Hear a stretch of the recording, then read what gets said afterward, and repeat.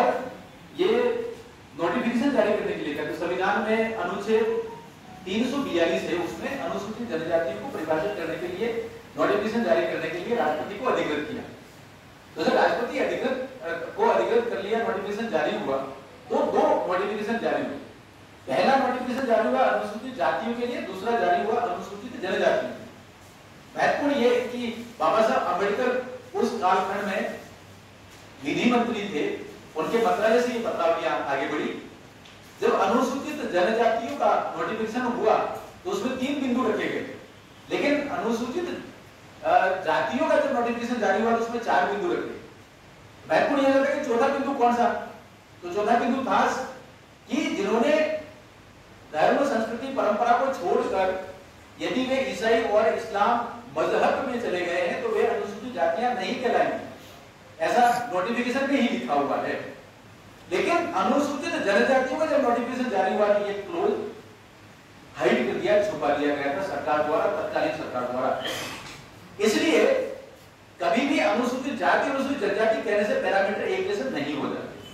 ये विषय बहुत तेजी से आगे बढ़ा और बाबा साहब अम्बेडकर की दृष्टि में यदि अनुसूचित जातियों को देखें, एससी को देखें, तो ये समझ में आता है कि जो सनातन धर्म, संस्कृति, परंपरा में है वही एससी है, ऐसा बाबा साहब अम्बेडकर नोटिफिकेशन में लिखवाते हैं।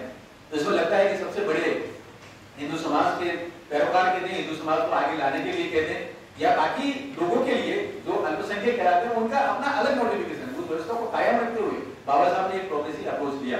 लेकिन बाबा साहब अम्बेडकर जब नहीं रहे तो अनुसूचित जनजाति के साथ एक बहुत बड़ा विसंगति उनके नोटिफिकेशन में रह गई। इस बात को आगे बढ़ाया डॉक्टर कार्तिक उरांव ने, जो कांग्रेस के माननीय सांसद रहा करते थे और एकीकृत बिहार से आते थे।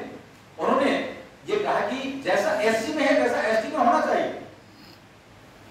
धर्मांतरित होकर यदि किसी ने ईसाई और इस्लाम मजहब को अपना लिया है तो वे जब एससी नहीं है तो एसटी क्यों है? और यदि है तो ये दुर्भाग्यपूर्ण है, ये असंवैधानिक है, यह असंसदीय है, यह अलोकतांत्रिक और अमानवीय हो के साथ साथ अनैतिक भी, ऐसा उन्होंने कहा था। इस बात को उन्होंने बहुत जोर शोर से संसद के सामने रखा और इस विषय को बोलते हैं डिलिस्टिंग। डिलिस्टिंग का अर्थ हुआ कुछ ऐसे अपात्र लोग जो अल्पसंख्यक हो गए हैं, अनुसूचित जनजातियों के पैरामीटर, आदिवासियों की संस्कृति को छोड़ दिया है और उन्होंने ईसाई या इस्लाम मजहब को अपना लिया, वे बाहर होने चाहिए, अपात्र होने चाहिए। ये भारत का निर्णय था और इस बात को 1970 के दशक में 348 सांसदों का समर्थन मिला था। लेकिन तत्कालीन सरकार और इंदिरा गांधी प्रधानमंत्री थी, उन्होंने 348 सांसदों के इस मत को, लोकतांत्रिक ताकत को दबाते हुए इस फाइल को विदेश मंत्रालय में भेज दी थी और जनजातियों के विषय को विदेश मंत्रालय का विषय बना दिया गया। ऐसा लगता है कि यूरोप का विषय बना दिया गया, ऐसा लगता है कि ईसाइयों का विषय बना दिया गया, ऐसा लगता है कि धर्म के आधार पर विषय बना दिया गया, ऐसा लगता है कि जनजाति को विकास नहीं चाहने का विषय बना दिया गया। और आधार भी बहुत स्पष्ट है। 1970 के दशक में डॉक्टर कार्तिक उरांव कहते हैं 5% लोग धर्मांतरित होकर ईसाई और इस्लाम मजहब को अपना चुके हैं, लेकिन जनजातियों के 70% नौकरियों को वो छीन रहे हैं और उनके हक को मार रहे हैं। छात्रवृत्तियां और जो ग्रांट एड मिलता विकास का अनुदान, उससे करीब 65% को छीन रहे, 5% लोग 65%, 70% हक छीन लेंगे तो जनजातियों के आरक्षण संरक्षण का क्या होगा? ये विषय सकल भारत का विषय है।